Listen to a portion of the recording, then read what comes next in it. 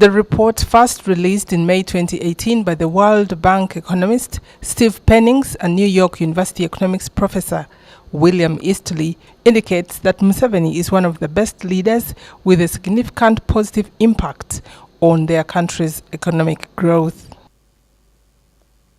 In the last 32 years, since the advent of the NRM, the economy has always been growing at the rates of 6.3% and above per annum, except for the years 1986 to 87.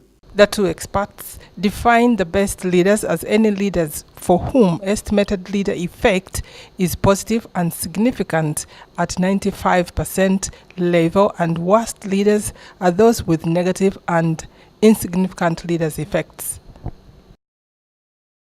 The findings that were entitled "Shrinking Dictators: How much economic growth can we attribute to national leaders?" ranked Senior General Tantwe of Burma as number one for being the most influential leader who steered his country's economic growth at 3.95% and shrinkage of just 0.71%.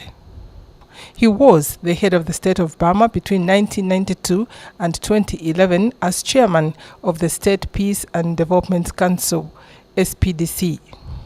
Senior Presidential Advisor on Economic Affairs, Stephen Miyingo, while commenting on the report, said that it is not surprising that Museveni has firmly put this country on a steady economic growth. He said the report provides a third-party independent opinion which confirms what the NRM government has been telling Ugandans.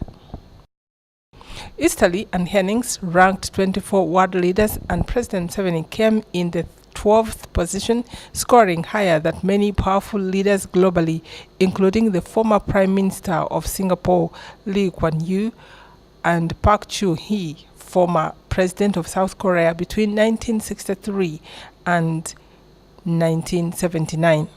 Museveni's contribution to Uganda's economic growth is said to be a record 2.42% with a shrinkage of only 0.78% since he came to power in 1986.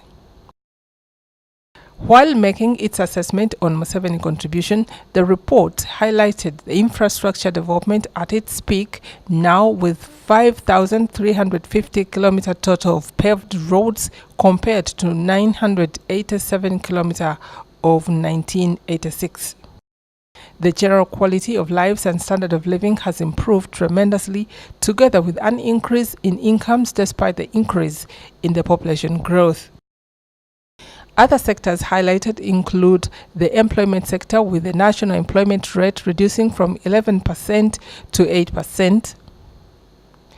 Access to electricity grid has increased to 22% in 2017 from 14% in 2013.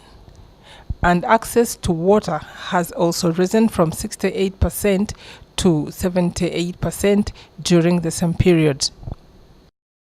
Revenue collection per annum has also increased. For instance, in 2005/6, the total revenue collected was 2.23 trillion shillings compared to estimated 20 trillion shillings to be collected next financial year.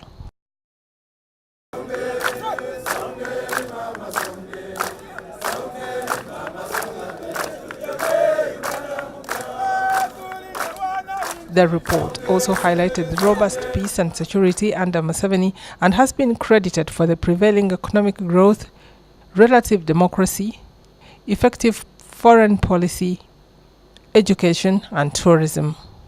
UBC TV, Harriet Nambi. Step of stability.